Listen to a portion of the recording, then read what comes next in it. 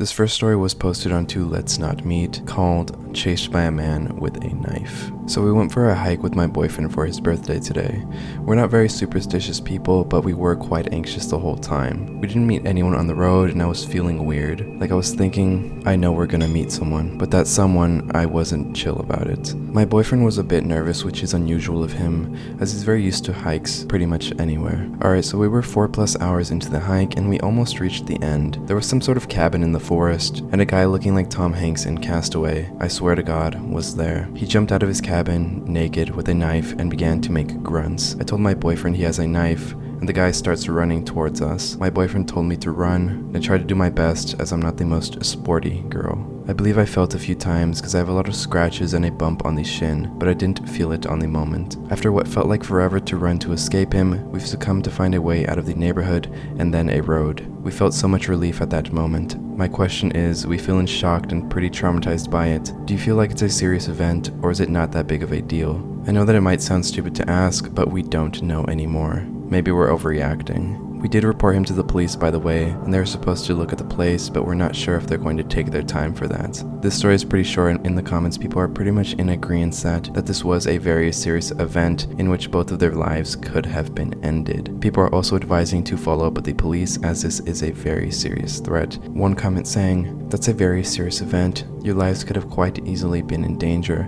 I'd follow up with the police to see if they found anything/one abnormal. If you know anyone else that likes that hiking in that area, I'd warn them about your experience." The LP also responded saying, "They said they have to localize exactly where it is, and they suggest us to file a complaint. We are okay physically, not that good mentally. We've made a comment on a hike app that people use on here to tell them not to go there for now, and did contact our local news station." This next story was posted onto r/Let's Not Meet, called I Listened to My Gut Feeling. So this was about 5 years ago and it still creeps me out. I was 18 at the time and I'm now 23. I was walking home from work at the local pizza joint and took my usual route home. It was about 9:45 to 10:15 p.m. and it was super dark. As I'm getting 100 yards away from the street I live on, a white van turns onto that street. Nothing suspicious, but something just didn't sit right with me. So I yanked out my earbuds and paused my music. I then turned down the street, and as I'm getting closer to my house, I start getting a weird gut feeling. I look up from my phone, and as I'm about to text my roommate, who was out of town at the time, that I am almost home, about 15 yards or so, as I look up, I notice a white van sitting in front of my house, and the man inside is just staring at me, the yellow car light shining on his face. He had brown hair, glasses, and facial hair. His van lights were off, but his car was running. I stopped and put my back to a tree in my neighbor's yard and just stood there, maintaining eye contact with this man. After about what seems like an eternity, probably like 5 minutes minimum, he starts driving towards the stop sign at the end of the road. I didn't put my back to him. I kept my back to the tree and maintained visual on the van the entire time until it stopped at the stop sign. He just sat there for probably 2 to 3 minutes, all the while I'm not looking away and my back still on the tree. Finally, he turned right, the direction in which I had come from, and after about 20 seconds of making sure he or anybody else wasn't coming, I bolt to my house.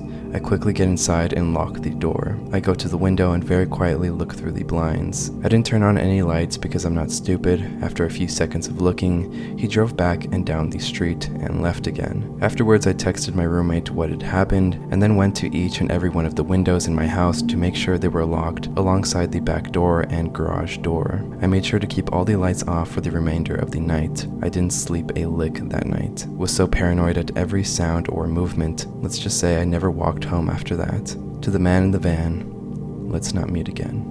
This next story was also posted onto r/Let's Not Meet, called Don't Hook Up with the Waiter. Sorry in advance, I was drunk most of the time during what happened, so I don't remember every detail. When I was 18 and freshly broken up with my way older boyfriend, I basically went crazy dating other guys. At the time, I also dressed very goth, even going as far as to wear a real corset and trench coat, mostly just enjoying the attention. One particular afternoon, my friend/roommate at the time decided to eat at a local Japanese restaurant, with both of us all dressed up. Our waiter was a mediocre, skinny white guy, who clearly was a little alternative, but it was hard to gauge with the uniform. We joked about me leaving my phone number on the receipt or something, so I hyped myself up and did so. Later that night, he had sent me a text. We talked for a few days, never really having a right time to meet up, as I worked 40 minutes away from where I lived. He mentioned the boots he wore, which meant a lot to him, and some other things that just seemed like edgy jokes. One really late night coming home, I was texting and driving, as any 18-year-old does,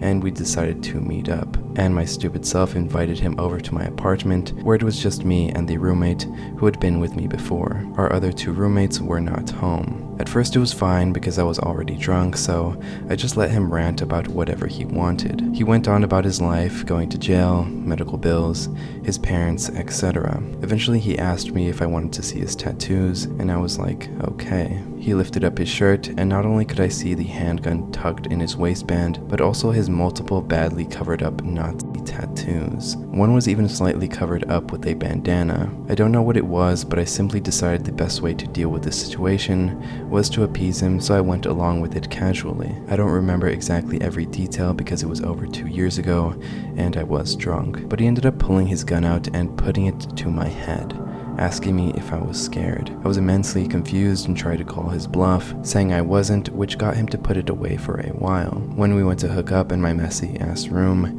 he pulled it on me again, saying he wanted to do it with it out. I got mad and tried to fight him off and get him away from my head. Of course I wasn't as strong as him, and he hit me in the arm with it, which it did hurt because it was a nice one. When I finally got him off me and realized I was just pissed, not scared, he started acting like a crackhead, saying I was crazy for not caring about him pulling a gun on me. He ran off, jumping the fence of my apartment complex, and not even taking his car that he came with. In the morning his car was gone and had a large bruise from where he had hit me. While to me it's a funny story, I now realize how bad it could have ended up. So to the waiter from the Japanese restaurant, let's not meet.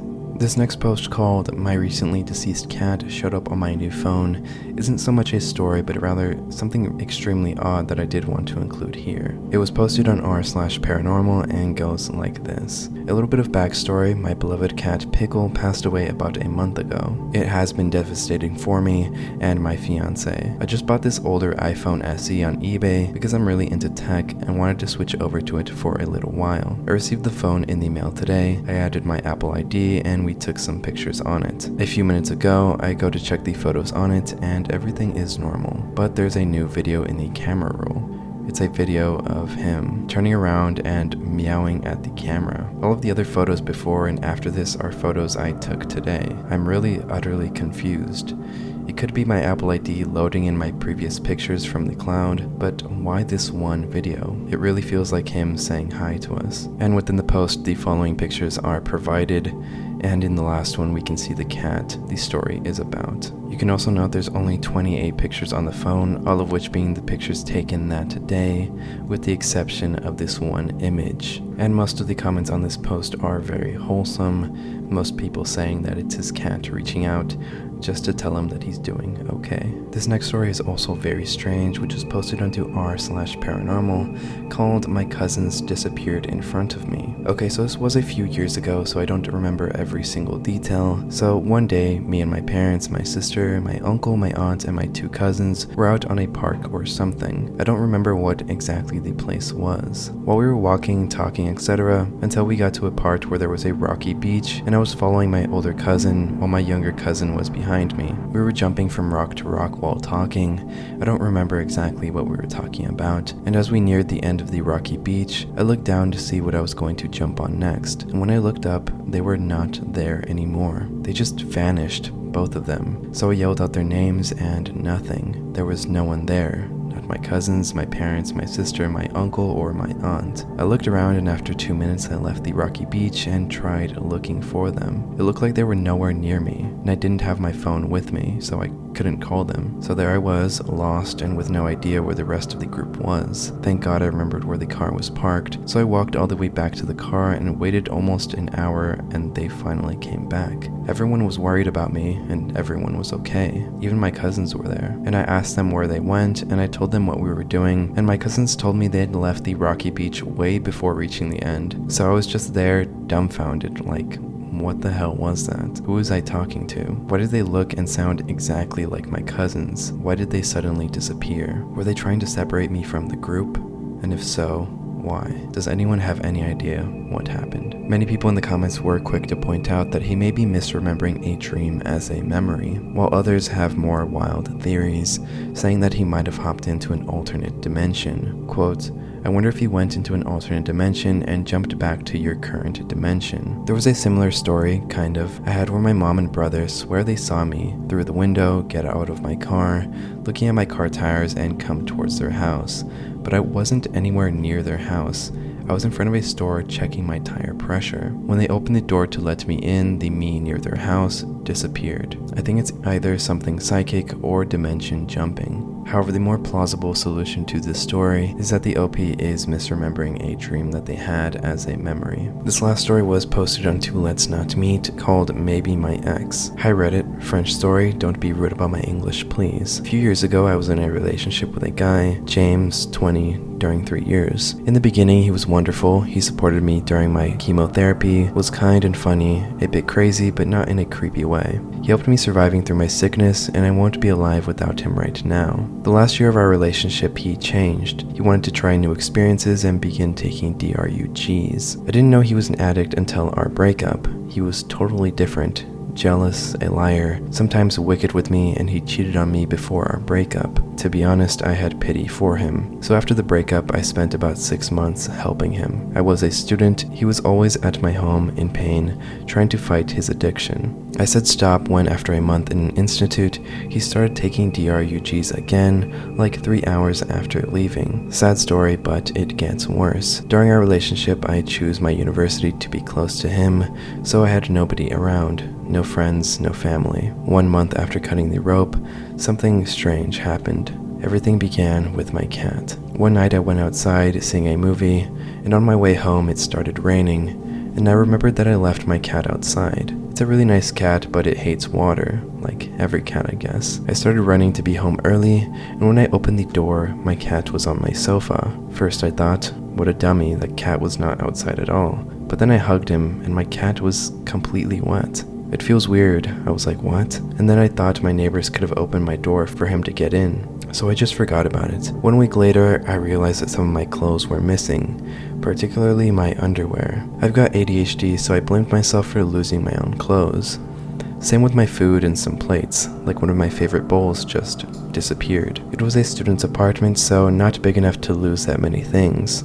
But again, I blamed myself. I even called myself a magician, joking about how I can make everything disappear without trying. I lose my mind when I came back to my parents' house and discovered my place totally changed. There was a neighbor's mail on my table with a mysterious headphone. My photos on the wall were upside down, and a black umbrella was on my bed.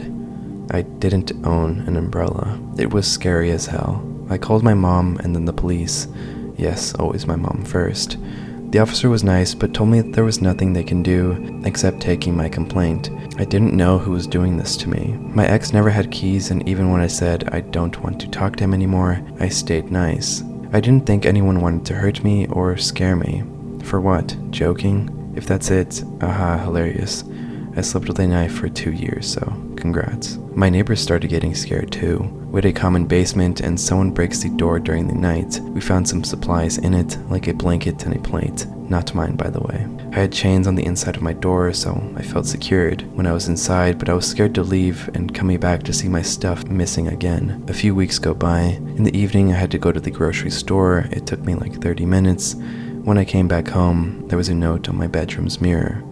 Nothing written, just a smiley face. It freaked me out and I left immediately. Again, calling the police, and they told me there was nothing they could do about the note and to forget about it. I didn't even have those kinds of little sticky yellow papers, so I don't see how I could have done it. I stayed with my mom for about a week and spent all my economies on a camera and post for help on social media because I felt totally distraught. After that, nothing. In the meantime, James's sister came to talk to me, saying that one of my favorite jackets was at their parents' house. I remembered wearing this jacket after saying stop to James, so again, I've got ADHD, so I might have forgot. But I didn't see James's parents for like 8 months at this time, so I found that difficult to believe. Also, I suspected my neighbor who had one of my keys and was feeding my cat when I wasn't home, but she was in another country during most of this story, so I talked with James last year about that, and he swears he has never done anything that weird, and told me that he was in another cure center when all of this stuff happened. Everything stopped after that, and I still don't know who did this. Maybe my ex, maybe someone else. Now I don't really care, but this is the creepiest story I've ever lived. To my stalker, let's not meet again.